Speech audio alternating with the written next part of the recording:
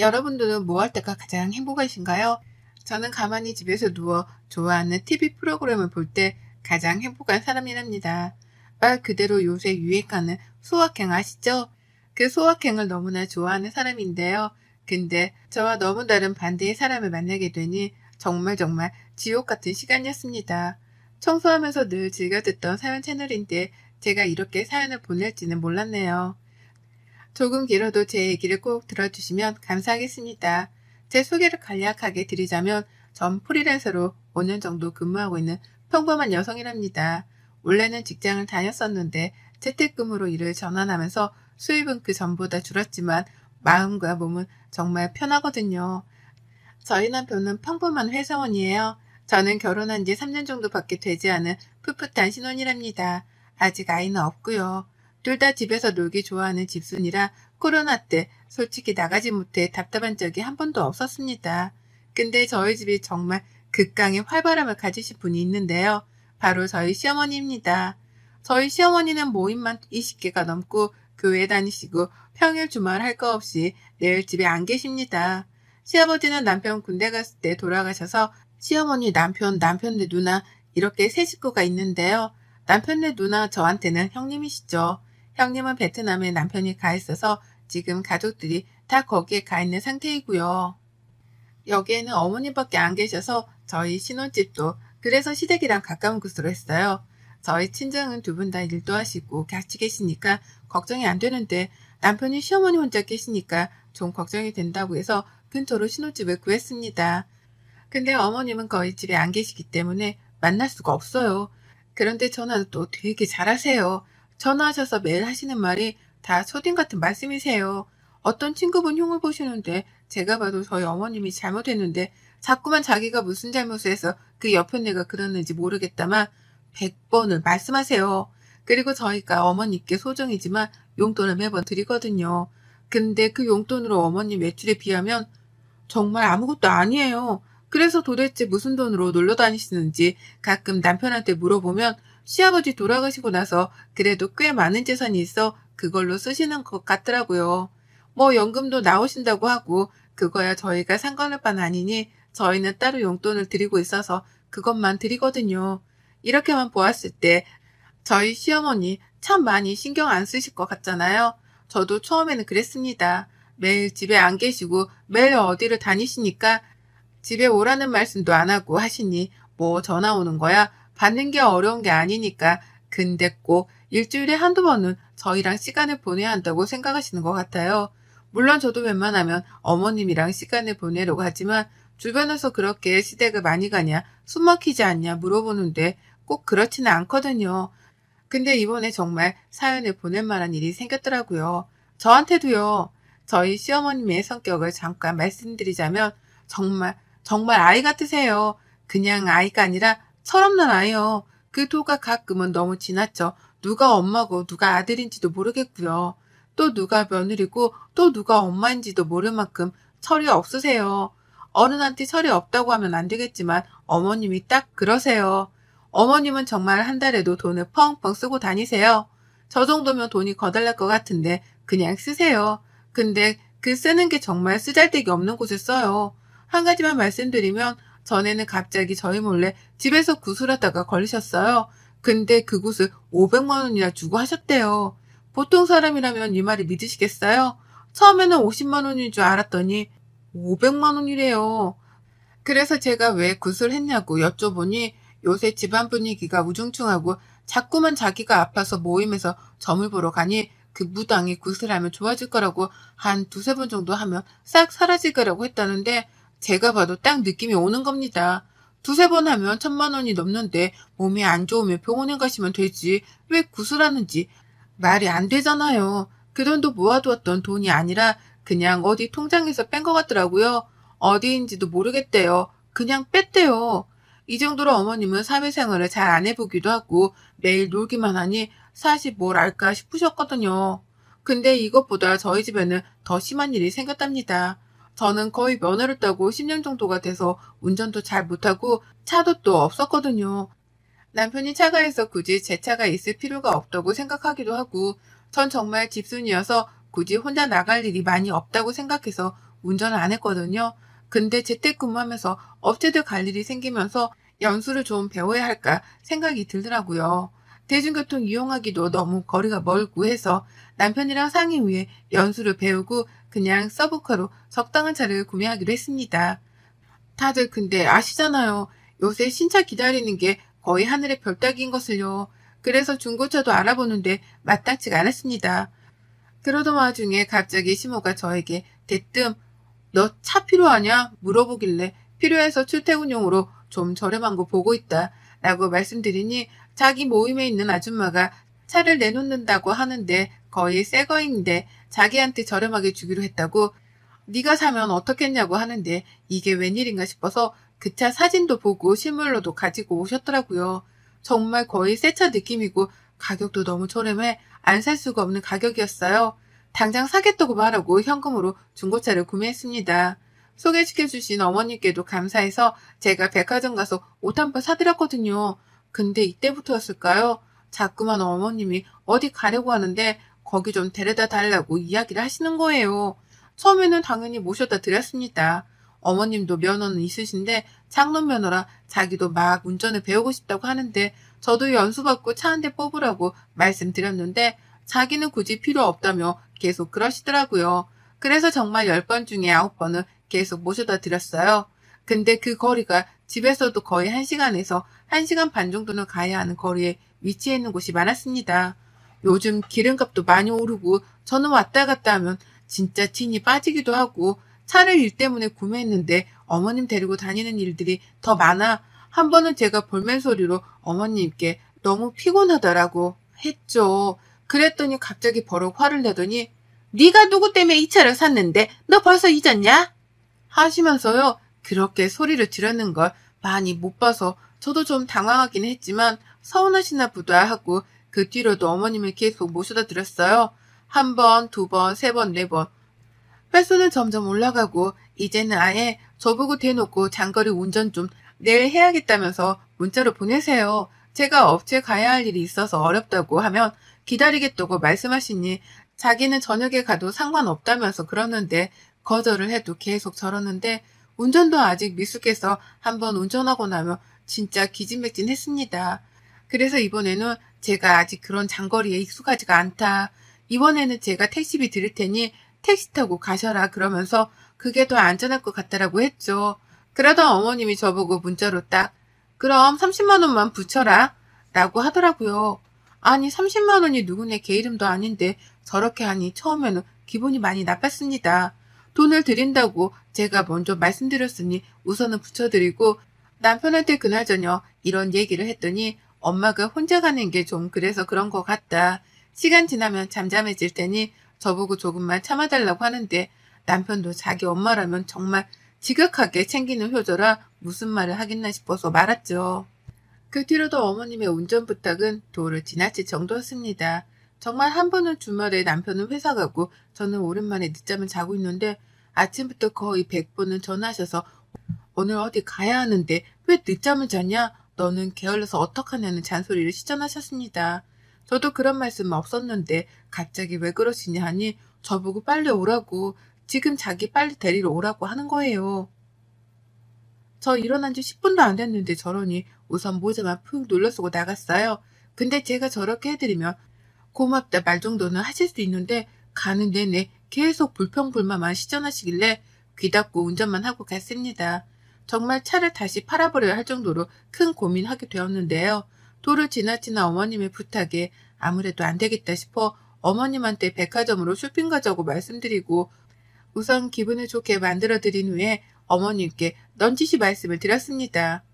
어머님 모셔다 드리는 게 정말 싫어서가 아닌데 제가 앞으로 업체 다닐 일도 좀 많아지고 제가 운전이 아직 미숙해서 너무 장거리는 힘드네요. 그때는 어머님이 택시 타고 다니셔야 할 것 같아요. 뭐? 내가 너를 얼마나 불렀다고 그러냐? 아, 부르신 건 아니지만 그래도 많이 제가 어머님을 모셔다 드리니 운전을 한번 하고 오면 쓰러져서 아무 일도 못하고 자는 시간이 많아서요. 어머님이 이해 좀 해주세요. 라고 했더니 뭐 말로는 알겠다고 하더라고요. 그 뒤로는 좀 잠잠해진 것 같아서 저도 마음이 많이 놓였죠. 그리고 오랜만에 남편이 주말에 쉬어서 둘이 근처에 있는 호캉스에 가자 싶어 정말 오랜만에 둘이 여행을 갔습니다. 가까운 곳이라 짐을 간단하게 싸서 가서 영화도 보고 수영도 하고 저녁에는 와인도 마시고 오랜만에 둘이 보내니 참 좋았습니다. 역시 이런 게 결혼의 행복이다. 이러고 있을 때쯤 제가 씻고 나왔는데 모르는 번호로 전화가 10통이나 와 있는 거예요. 일 안 할 때는 업무톡 받기 싫어서 무음으로 해놨는데 10통이나 와 있어서 뭐지 싶어서 전화를 받았습니다. 누구세요? 전화를 많이 하셨길래요. 정수지 씨 맞으시죠? 여기 경찰서입니다. 네? 경찰서요? 경찰서에서 왜? 처음에는 그 전화를 받고 저는 보이스피싱인 줄 알았어요. 그래서 끊으려는데 갑자기 경찰관께서 저보고 김옥순 씨 아시죠? 네, 저희 어머님이신데 왜 그러세요? 어머님 무슨 일 있으세요? 지금 김옥순 씨가 도로 위에서 교통사고를 해서 합의를 해야 할 것 같습니다. 근데 그 차가 정수지 씨 명의로 되어 있다고 하고 어머님이 면허는 있으신데 제가 보기엔 운전 미숙으로밖에 안 보여서 와보셔야 할 것 같습니다. 그 이야기를 듣는데 정말 머릿속이 새하얘지더라고요. 분명히 제 차는 집에 있고 한데 어머님이 왜 제 차를 가지고 나갔을까? 어떻게 가지고 나갔을까 싶기도 해서 남편한테 이 사실을 당장 알렸죠. 근데 남편은 어머님이 갑자기 아까 우리 집에 뭐 반찬을 가져다 두러 오신다면서 집 비밀번호를 알려달라고 했대요. 엄마가 뭔 반찬을 했냐 하니 자기도 모임 사람들이 가져다 줬는데 너무 맛있어서 너희도 가져다 주려고 하니 너네 여행 가니까 자기가 냉장고에 두고 간다고 하길래 집 비밀번호를 알려드렸다고 합니다. 남편도 그 얘기를 듣자마자 같이 호텔에서 나와 해당 경찰서로 갔습니다. 갔더니 어머님은 어떤 분이랑 싸우고 있고 경찰들은 말리고 있어 도대체 어떻게 된 일이냐고 남편이 버럭 화를 냈죠. 어떻게 이 사람 차를 타고 나갔냐니까 어머님 하시는 말이 참 아직도 기억에 남네요. 얘가 내가 정말 싸기 좋은 차 싸게 해줬더니 내가 몇 번 태워달라 하니까 그게 귀찮다고 하잖아. 근데 난 어디 갈 데가 있고 니네는 마침 여행 갔다길래 얘 차 좀 내가 타봤어. 뭐 도둑질한 것도 아니고 내가 뭐 죽을 죄를 쳤니? 라면서 뻔뻔하게 오히려 나오니까 할 말이 없더라고요. 차 상태를 사진으로 보니 제 차는 벌써 폐차 수준으로 찌그러져 있고 상대방 차는 다행히도 SUV라 손상도가 크긴 하지만 제 차만큼은 아닌데 사람이 다쳐 병원으로 가야겠다고 하는 겁니다. 블랙박스도 확인하는데 이건 초보인 제가 봐도 어머님 잘못이 100%인 것 같은데 자꾸만 우기니까 경찰관이 도로통제 때문에 우선 모시고 왔다고 말씀하더라고요. 남편은 쪽팔린지 고개만 푹 숙이고 있고 어머님은 자기가 뭘 잘못했느냐면서 계속 소리 고래고래 지르고 있어서 제가 큰 소리로 그러면 안 되지만 어머님 제발 좀 그만하세요. 지금 여기 어머님만 있는 거 아니잖아요. 라고 했습니다. 그리고 도대체 어떻게 이런 일을 벌이셨냐고 물어보니 어머님의 진술서에 참 솔직하게 적으셨더라고요. 어머님은 저희가 여행 가는 걸 알고 남편한테 비밀번호를 물어 저희 집으로 들어오셨고 제 차키를 집어 차를 찾아서 도로로 나가는 순간 신호를 보고 가지 않다가 옆에서 오는 차와 부딪혔더라고요. 이건 근데 정말 도둑질이잖아요. 남의 차를 허락도 없이 타고 나가셨다는 게 몰래 쓰고 다시 가져다 놓으면 아무 일도 없다고 생각하셔서 그랬대요. 근데 제 차에 블랙박스도 있고 조금 생각하면 다 알 수도 있는데 모를 거라고 생각해 저런 행동을 했다니 이해가 가지 않고 또 너무나 어이가 없었지만 우선은 거기서 합의하는 게 가장 중요하다고 생각해서 먼저 보험사랑 이야기를 하고 다시 만나기로 한 후 경찰서에서 어머님을 모시고 나왔습니다. 남편은 도대체 무슨 생각으로 그랬냐고 난리치고 어머님은 내가 무슨 잘못을 했냐 그러고 그 뒤로도 저희 집은 전쟁 아닌 전쟁을 치르게 되었습니다. 우선 어머님이 사고 내 피해 입은 분이 합의금 1,000만 원을 요구했고 어머님은 운전미숙의 면허증은 있지만 거의 장롱면허의 과실이 90% 나올 것 같아서 보험사에서도 그냥 합의하는 게 좋다고 했지만 어머님은 그런 돈도 없고 자기가 잘못한 게 없다고 계속 난리를 치셔가지고 지옥 같은 일주일이 흘러갔습니다. 저한테 사과 한마디 안 하시는 어머님을 보고 저는 있던 전까지 떨어져 버린 상황이고 남편 또한 엄마의 행동에 너무 화가 나 아무 말도 못하더라고요. 그러다 문득 도저히 어머님의 저런 엽기적인 행동을 볼 수 없었던 저는 시댁으로 넘어가서 이야기를 드렸습니다. 어머님, 저 2번 말 안 해요. 저희 합의금 내드릴 돈 없고요. 어머님이 잘못 안 하셨다고 하셨으니 변호사 선임하셔서 소송하세요. 근데 그건 아셔야 돼요. 변호사 선임 비용만 해도 700에서 1000만 원이 들어요. 물론 이것보다 더 저렴한 곳도 있겠지만 그래도 어머님 과실이 조금이라도 덜 없어지게 하려면 당연히 대형 로펌, 잘하는 로펌에서 하셔야겠죠? 로펌은 아시죠? 어머님은 잘하는 똑똑 박사이시니까 저 더 이상 말하지 않을게요. 저희는 합의금 내드릴 돈 없고 어머님 잘못 인정하지 않으시면 더 이상 마세요. 내가 잘못이 없다는데 왜 자꾸 나한테 몰아가냐고. 그러니까 변호사 선임하시라니까요. 근데 저희는 지켜드릴 수 없다고요. 왜 자식된 도리로 지켜드려야 해요? 어머님, 제 차 몰래 가져가서 타고 그것도 모자라 제 차로 사고까지 내서 지금 폐차 수준이라고요. 근데 저한테 미안하단 말 한마디 하셨어요? 제가 어머님 제 차 몰래 끌고 나간 것도 신고해서 소송 한번 걸어볼까요? 그것까지 안 하는 걸 지금 감사하게 생각하세요. 자식 부끄러운 줄 아시고요. 라고 말하니 그때 갑자기 어머님 얼굴이 울그락불그락 하면서 저희 보고 그만 가라 하고 방으로 들어가시더라고요. 집에 오면서도 남편도 저도 아무 말은 안 했지만 아마 남편은 자기 엄마한테 그런 게 마음이 좋지만은 않았겠죠. 근데 그럴 수밖에 없던 걸 이해해 주리라 믿고 그 뒤로도 어머님 전화 모조리 차단했어요. 남편한테도 지금 어머님 더 이상 그렇게 막무가내 하는 거 고치고 싶으면 그만하라고요. 계속 편들어주면 어머님은 그게 맞다고 생각해. 지금은 이런 사고지만 다음번에 정말 사람 칠 수도 있다고 그렇게 되고 싶냐고 하니 자기도 차단한다고 하더라고요.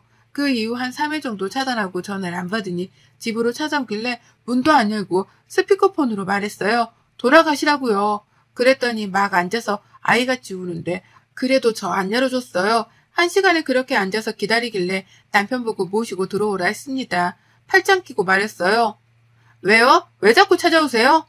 어떻게 너는 얘가 그럴 수가 있니? 시엠이 한 명 있는 거 그렇게 사지로 몰아놓고 싶냐? 어머님, 이런 말씀 하실 거면 가세요. 아니, 그게 아니라 내가 미안하다. 내가 미안해. 내 잘못이야. 내가 이렇게 빌게. 이번 한 번만 도와다오. 아니요. 어머님 잘못 인정하시려면 경찰서 가서 하세요. 저희는 그런 돈 내드릴 수도 없고 어머님 이렇게 막무가내로 사는 거 더 이상 받아들이기도 힘들어요. 미안하다. 미안해. 제발 이번 한 번만 너희가 좀 도와주면 안 되겠니? 아니요. 그럴 수 없어요. 그만 가세요. 하고 어머님을 그렇게 내쫓았습니다. 그 뒤로 외국에 있는 형님과 통화를 했고 형님이 너희가 돈 낼 필요 없다고 합의금이랑 제 차 망가진 것까지 해서 돈 붙이겠다고 했습니다. 저는 한사코 되었다고 했지만 차 망가진 거는 받고 합의금은 반반 내자고 말씀드렸어요.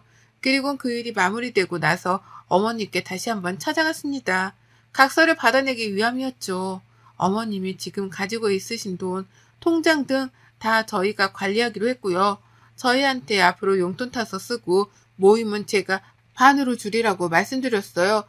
그리고 제발 쓸데없는 데 다니지 말고 차라리 그 시간에 공부를 하라고 요양보호사 자격증 준비하시라고 했습니다. 어머님은 얼굴이 이내 못마땅했지만 어쩔 수 없음에 각서에 사인을 하고 혹시나 이행하지 않을 때 어떻게 할지 등도 다 함께 써서 변호사 사무실에 가서 공증까지 받았습니다. 남편은 뭘 그렇게까지 하냐고 했지만 어머님은 이렇게 하지 않으면 또다시 이럴 사람이라 지금 확실히 뿌리를 잡아야 한다고 했죠. 그 뒤로 어머님은 제가 늘 한 달마다 용돈을 드리고 어머님은 나가는 고정 비용 등을 어머님 통장에서 딱 그것만 빠져나갈 수 있도록 제가 넣어둔답니다. 모임은 반에서 반으로 줄이고 요양보호사를 지금 준비 중이세요. 그리고 따면 바로 일하기로 저랑 약속하셨습니다. 어머님은 집에서 사고치는 것보다 일하시면서 있으신 게 더 나을 것 같다는 판단이 들어서였습니다. 또 예전과 다른 점을 말씀드리면 예전에는 막무가내셨다면 지금은 그냥 아무 말 없는 시어머니가 됐다고 해야 할까요? 물론 제가 너무한다고도 어머니 입장에서는 생각할 수 있겠지만 저는 이게 최선이라고 생각했습니다. 어머님은 이렇게 잡아줘야 나중에 더 큰 사고를 치지 않으실 테니까요. 이렇게 긴 걸 읽어주신 구독자분들께 감사드립니다. 저희 시어머니 철없는 막내딸이라고 생각하고 잘 케어해볼랍니다. 여러분의 생각은 댓글로 남겨주세요. 오늘도 시청해주셔서 정말 감사합니다.